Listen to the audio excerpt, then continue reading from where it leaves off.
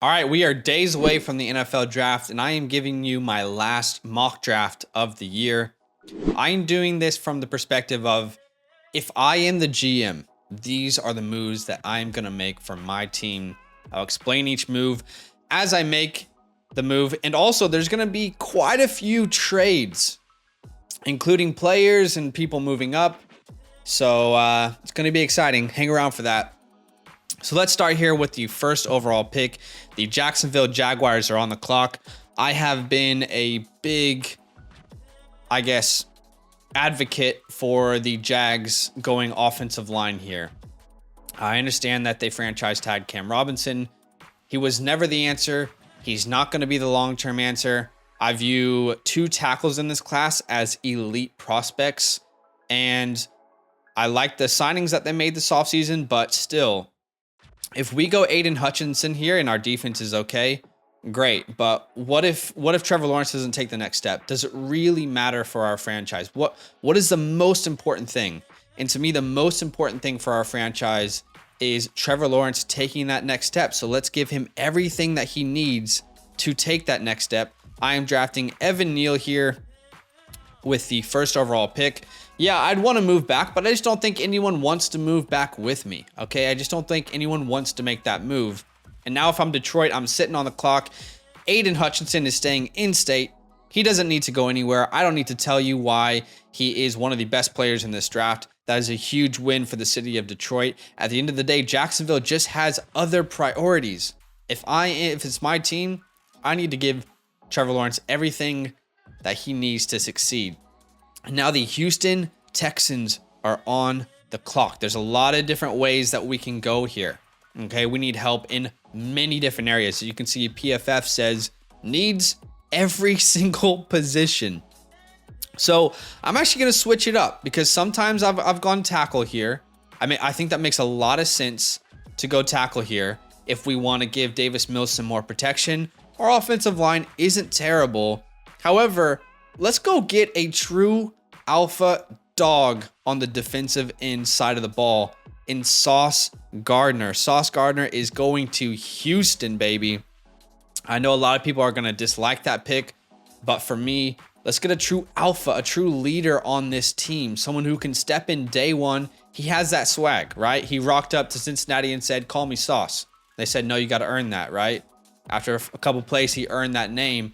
He's got that alpha dog mentality, and I want Sauce Gardner on any of my teams. And now the Jets are sitting here with the 4th overall pick, and they're probably upset, right? I'm upset if I'm the Jets owner here because I did want Sauce Gardner in New York, whether that was the Giants or the Jets. And we have a lot of different options here. I am of the belief that there is enough wide receiver talent at 10 to wait on wide receiver here. I am not buying the Kayvon is overhyped conversation. I think Kayvon is a top 3 to 4 player in this class. So I'm going to take Kayvon here. We need a little bit. I know our line is good, but I'm taking best player available here with this pick. Derek Stingley isn't out of the question. However, I think I want to take Kayvon Thibodeau. I do believe he is an elite pass rushing prospect. And now the Giants are on the clock. What do we want in New York? We want to help that offensive line. There's a couple small signings that we've done this offseason in New York. New head coach, new system, new GM. Deebo's in there. Everyone's saying that maybe this is the year that Daniel Jones can transform. Well, let's give him an offensive line that not only he can improve behind, but also Saquon Barkley, who is just thirsty, hungry to prove himself as an all-pro. And that number 2 overall pick, he wants to show his worth. So let's go ahead and draft Ike Ekwonu here at number 5 to the New York Giants. Ike is my second tackle in the draft. I do think Evan Neal, I'll say this, and I'll say this without hesitation. To me, he's the best player in this draft. Evan Neal is the best player in the draft. Disagree with me if you want in the comments. That's okay. Ike is not far behind. Although I don't know if I can trust him at both tackle spots just yet. And now here we are. The Carolina Panthers are on the clock. Again, I'm making moves as if I am the GM. Now, Do I believe in Malik enough or Kenny Pickett enough to draft them? Maybe. But what happens if let's say I take Malik Willis? He is my next available player, I guess, quarterback that I would take. We do need quarterback, but what happens when I take Malik Willis? We don't have another pick until the 4th round. And this is, according to PFF, the second worst offensive line last year. What's going to happen to Malik? I'm going to ruin his career from day one.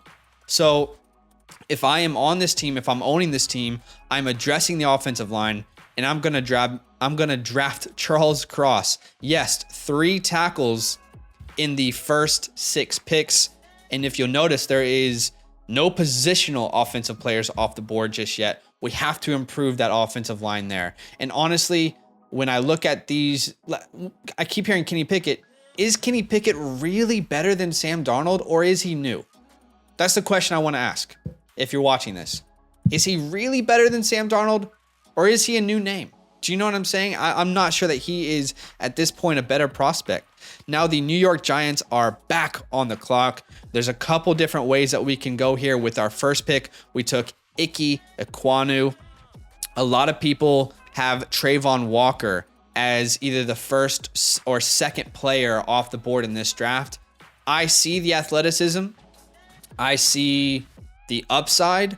But for me, I'm not comfortable spending a top 5 pick on a player who has, 9 total sacks in his 3-year collegiate career. So I see the athleticism. I see the upside. But also, there needs to be production. So at this point, at the 7th spot, I feel comfortable taking a shot on Trayvon Walker here. I know he's a crazy athlete. We need help on the edge there in New York. And I think this is where it's a risk reward. Okay. Here at the 7th pick, I feel better about the risk versus the reward. I've already gotten 2 first round picks in the top 7 here in New York. So I'm more comfortable to take a shot there. If I'm the Jags or the Lions at the top of this draft, I don't want to take that risk with such an important pick. And now the Atlanta Falcons are on the clock. A lot of different ways we can go here, guys. A ton of different ways. All right, we can go quarterback. Do we want to go Malik Willis? I don't know. I'm not feeling that right now. I kind of want to tank if I'm the Falcons and look at next year's class maybe. Do I go wide receiver? Wide receiver is definitely an area that I could address. We could look at guard. I think it's a little bit too early for guard. There's Derek Stingley on the board. I think Derek Stingley could you imagine Stingley and Terrell in the same offense? I mean, that could be one hell of a cornerback duo, and that's exactly where I'm going to go. Derek Stingley, I loved his pro day. I think he showed that he is 100% back. I think he is that dude. Maybe one of the best players in this year's draft. I think you can make a case for him being a top 3 player when healthy. We always hear if we get the 2019 version, then there you go. You got the best player in the draft. All right, now the Seahawks are on the clock. Last time I went Malik Willis. And I think Malik Willis makes a lot of sense. Unfortunately for the Seahawks, Stingley just went off the board. I don't know that Kyle Hamilton makes a ton of sense for us. How funny would that be if we drafted Kyle Hamilton after what we gave up for Jamal Adams? That would be an absolute nightmare. So I'm sitting here on the clock. A lot of different ways that I can go, right? There's not really a tackle I love here at this point. There's a couple edge rushers I can consider. Cornerbacks, I think there is a cornerback on the board that I might consider here as well. I might consider defensive line. So for me, I think it's too early for George Karlaftis. PFF's board is a little bit weird there. I don't think it's too early for Trent McDuffie. I don't think it's too early for him. So that's where I'm going to go. I'm going to go Trent McDuffie here. A lot of you guys are not going to like this pick. I do think Trent McDuffie can be an elite cornerback in the NFL. You see some shades of Jari Alexander. That's his upside, not his floor. But I think in Seattle, what do we want to do? I think we kind of want to build around what we currently have. I don't know that, from what I've heard from Seahawks fans, you guys don't really want to get Malik Willis in this year's draft. You kind of want to wait and address that in the future. So as a GM, I'm listening to our fan base. And now here is going to be our first trade of the draft. The New York Jets. And you know exactly what's about to go down. The New York Jets are about to send the 10th overall pick to the 49ers for Deebo Samuel. Now, a lot of people out there are probably going to say, well, shouldn't there be a lot more to this trade? Shouldn't the Jets be giving up a little bit more than just the 10th overall pick for a guy who was probably the superstar of the year last year? Here's the thing. That was 1 year, okay? Keep in mind, Deebo Samuel has not been healthy for most of his career. So there are injury concerns. We also have to pay him now for the Jets. So if the Niners are on the phone with me, I'm saying, look, I'll give you the 10th pick. That's it. I'm not giving you a second. I'm not giving you any future first. I know we've seen some crazy deals for some of these wide receivers. Unlucky for those people who made those trades. You get the 10th pick or nothing. And the Niners are in a tough spot because when a player says, I want to be traded, not much that you can do. And I'm not sure they're going to get more value here than the 10th pick. So I'm sending this offer to San Francisco. Boom. And we got our first trade of the mock draft. The Jets now get Deebo Samuel. I think this makes a lot of sense. You got the connections with Bob Saleh. Now he comes into that offense. This is huge for the Jets offense, right? Think about it. Zach Wilson, this is a player who helps his quarterback look good. Whether it's in the screen game, you can actually also, this helps the run game. You can put him in the backfield as well. So you got Deebo Samuel, Michael Carter in the backfield. You put Deebo wherever you want on the field. Elijah Moore. Now all of a sudden, we are giving Zach Wilson everything he needs to succeed. I think this makes sense for both teams. And now for the 49ers, at least they get to try and replace Deebo Samuel. Now, this player is not the same as Deebo Samuel. A lot of you guys are not going to like this. And my goodness, where even is Treylon Burks here? There's Treylon Burks. They have him ranked 46. Wow, PFF. But here's the deal. I would like to trade back from the 10 spot if I can, if I'm the Niners. If I can't, who makes a lot of sense to fit into this offense? Treylon Burks, I think, he's not going to be Deebo, but he is the only player in the draft that I think could make a little bit of sense. Now, we've tried this before in San Francisco. We tried to replace DeForest Buckner with Javon Kinlaw. Has that worked out? I think as of right now, we could probably say no. But at this point, let's give Trey Lance whatever he needs to succeed. I'm making this pick because I know that I have Kyle Shanahan on my team. And if any team can turn Treylon Burks into a superstar, if any coach can, it's Kyle Shanahan. So Treylon Burks, welcome to San Francisco.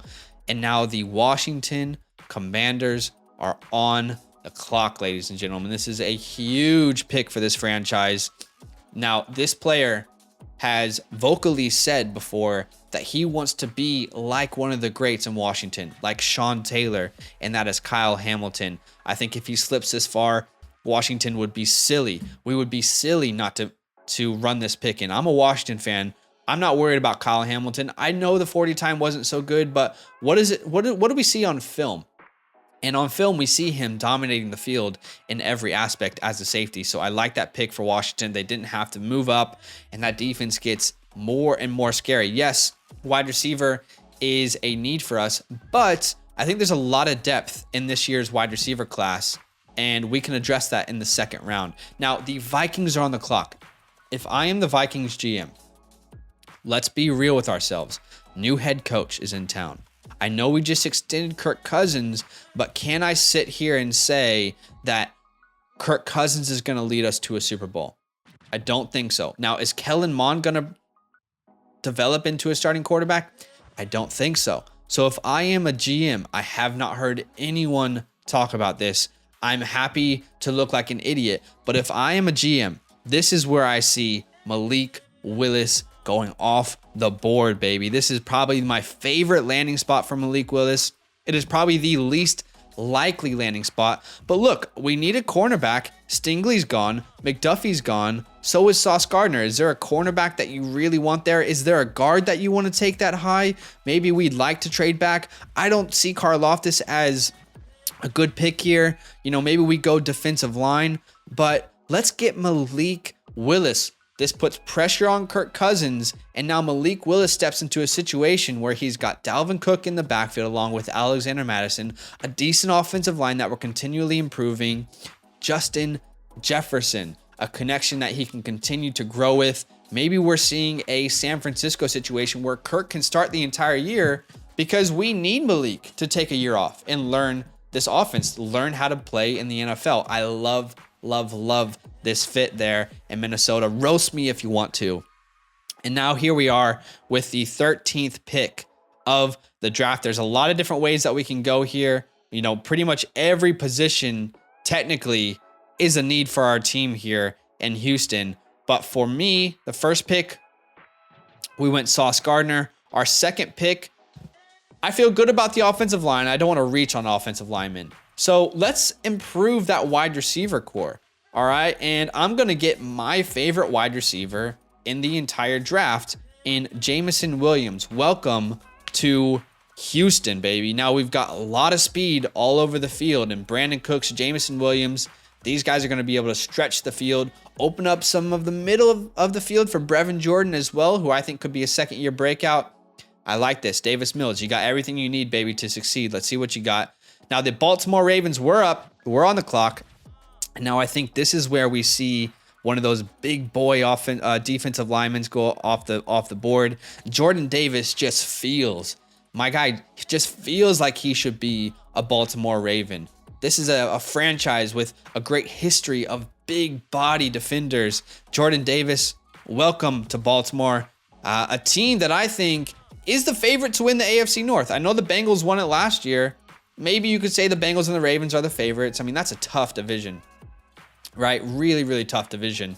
However, let's not forget how many injuries we had in Baltimore. We were the most injured team, and we have a lot of help coming back. And Jordan Davis is going to boost that line for us. All right, here I am with the Eagles on the clock. Now, what am I really worried about from now until my next pick? I'm worried about a wide receiver going off the board. Now, Garrett Wilson is an option here. So is Chris Olave. But don't they feel a little too similar to what I already have in Devonta Smith? Let me get something that I don't have on the team just yet in Drake London. I am not the biggest Drake London fan. However, I think it makes a lot of sense for our team. What do we always hear about wide receiver rooms? You want to build a basketball team of wide receivers, different sizes, different heights, different strengths and speeds. So let's bring Drake London there into Philly. And now the Saints are on the clock. Why did we make this move? Tell me. If you're watching, comment down below. Why the hell did the Saints make this move? Because I've been racking my head trying to figure out why this made any sense. I feel like the Saints they got taken for a ride with this trade. But the only thing that makes sense to me is that they wanted to grab a certain offensive lineman or a wide receiver. So to me, the best tackle on the board, I know PFF has a different opinion here, but the best tackle on the board, in my opinion, is Trevor Penning. And that's what we're going to do here. We're going to take Trevor Penning and I hope beat the Chargers to what they were going to do. And now we've got the Chargers on the clock. What do we do if we are the Chargers? I don't feel like we are really limited to any position in particular. If there's a position that we want to attack, we can do so. However, I'm a big advocate of building on a strength. And a strength for us is the wide receiver room. So let's go ahead and take the best wide receiver available. He probably should have gone earlier than this. Garrett Wilson, welcome to the team. A wide receiver who is a fantastic route runner, great separator. Now you get to learn with Keenan Allen, one of the best, baby. Now the Eagles, we are back on the clock. Every time I make this pick and I take Devin Lloyd here, Eagles fans hate it. But I'm the GM, and I'm going to take Devin Lloyd. I think he is by far the best linebacker in this class. I know you guys addressed it in free agency, but still, even with the additions that we brought in, we're not a top 20, maybe top 25 linebacker core in the NFL. So let's improve And by the way, Devin Lloyd probably wins Defensive Rookie of the Year. Like, that's how good he is, okay? In my eyes, at least. So Devin Lloyd, welcome to Philly. And now the Saints are back on the clock. And do we go quarterback here? I don't know. Is Kenny Pickett all that much better than what I have in Jameis Winston, who was quite, efficient with what we got from him? I don't think that we're going to go quarterback here. I think we're going wide receiver, and welcome to the team, Chris Olave. We need a player like Chris Olave in New Orleans. Michael Thomas is coming back. Now you get more of a slot guy and Chris Olave who can create separation similar to Garrett Wilson. So Chris Olave, welcome to the squad. Now we feel like we can compete in the NFC, which, by the way, got weaker and weaker this offseason while the AFC got stronger and stronger. Now, here we got the Steelers on the clock. A lot of different ways that we can go here. But I think if we don't go offensive line, then there's going to be a riot. And I know Kenyon Green, a lot of people have him lower than Zion Johnson. However, for me, I think Kenyon Green is the best guard, and I think that's what we need more help with. So I'm going to go ahead and take Kenyon Green here for the Steelers. I'm tired of seeing Najee Harris rush the ball for 1 yard back to back to back. Let's give him an offensive line, a young offensive line that he can grow with. And now here we are. The Patriots are on the clock. Feels like a team that could probably move back. Would that surprise anyone if this team moved back? It definitely wouldn't surprise me, but we're on the clock. We need to make a pick. Nakobe Dean is there. I think that's a possibility. I think ideally for the Patriots, a guy like Trent McDuffie falls here. But do I want to go Andrew Booth here or George Karlaftis? I don't feel like Karlaftis is all that much of a upgrade. I don't feel like we really need to address the defensive line, even though a lot of people won't like that I'm not addressing it. We're going to go ahead and grab Andrew Booth here and try and replace our all-pro that we lost in J.C. Jackson in that Patriot system. And now the Packers are on the clock, and we've got another trade, ladies and gentlemen. The Seattle Seahawks are going to be sending DK Metcalf. That's right, DK Metcalf. Okay. If I say the 28th pick, they like it. All right, well, you can see here it says the 28th pick, yes, we'll accept it. But if you give us a 22nd pick, no. What's up with that, PFF? So I'm going to force this trade. And to me, DK Metcalf is a generational talent, and he's proven it multiple years. So I think he's going to cost more than Deebo. A lot of people aren't going to like that I'm saying this. That's completely fine. But we're going to give the 22nd pick, and we're also going to give a second round next year, as well as Jordan Love. We keep asking ourselves, where the hell is Jordan Love going to go? Where can Jordan Love find an opportunity? Well, now, instead of drafting a quarterback at the 10 spot for Seattle, or the 9 spot, excuse me, and maybe reaching, now we're going to go ahead and grab a prospect. I'm the GM in Seattle. I like Jordan Love. I think there's still upside. I've watched every single one of his snaps in the NFL, and I still see a lot of upside for Jordan Love. So now I'm going to have Jordan Love and Drew Lock, who are going to be battling it out at camp. I've got the 22nd pick and a second round pick in next year's class that I really like. And then in Green Bay, we've got DK Metcalf. We've now officially opened this window up again for the Super Bowl. We're great on defense. We have a good offensive line, fantastic running back room. Now we get an absolute stud in DK Metcalf for Aaron Rodgers to throw the ball to. We're going to force this trade through, and I am hyped on this trade. Let me know in the comments down below. You like it, you dislike it, that's okay. Let me know. But welcome to Green Bay, DK Metcalf and Jordan Love. You're going to go ahead and get your shot, baby, in the city of Seattle. So now we've got Jordan Love and Trent McDuffie here in Seattle. So what makes the most sense? I think it makes a lot of sense to go ahead and improve our offensive line. We could go Raymond, but I'm going to take Tyler Smith here with the 22nd overall pick. That's going to improve our run game with Rashad Penny. Whoever's going to win that quarterback battle at camp, it's going to help them as well. So Tyler Smith, welcome to Seattle. And now the Arizona Cardinals are on the clock. This player has been slipping and slipping. I think it's because of the positional value of center, but Tyler Linderbaum, I know we have that position locked up, but we're not getting any younger there either. So welcome to the squad, Tyler Linderbaum. You are the center of the next decade for this team. Okay, it's not a sexy pick by any means, but you are going to be the next decade for us here in Arizona. I think it makes a lot of sense for us. And now this is where Karlaftis finally goes off the board. PFF has him so high in my opinion. But welcome to Dallas, George Karlaftis. I love your story. And our edge room is a little bit old. So you're going to help us improve there. Continually get out the running back after the quarterback, excuse me. And now Buffalo is on the clock. What do we do here?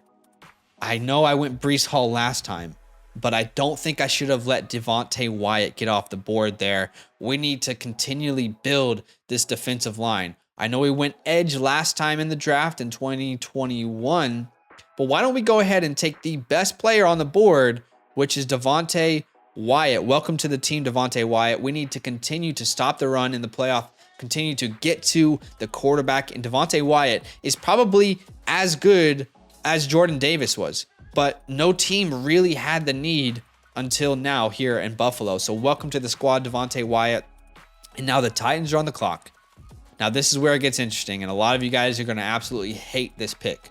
So buckle in for a second. But Ryan Tannehill is going to be 25 soon, okay?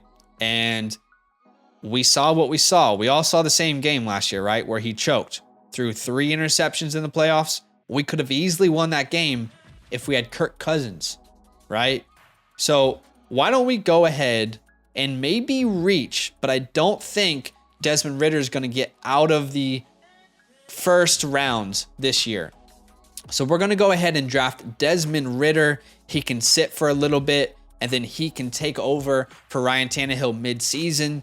And now we've all of a sudden we have a future building block. This is a guy who just wins. He had the 3rd most wins of any quarterback ever in FBS history. So we're bringing a winner into this program, someone who can take control of the locker room and eventually replace someone who we don't really feel is going to bring us to a Super Bowl anyway. So Ryan Tannehill, we can trade him in a year or so if someone's interested, but I just don't think, if I am truly the owner of this team, I don't see a way that Ryan Tannehill brings us to the Super Bowl.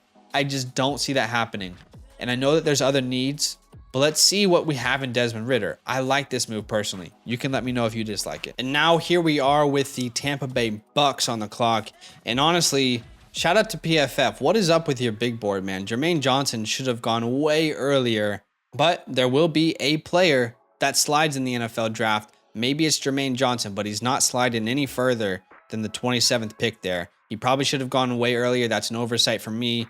But PFF, what the hell are we doing having Jermaine Johnson as a 32nd ranked player? Come on, man.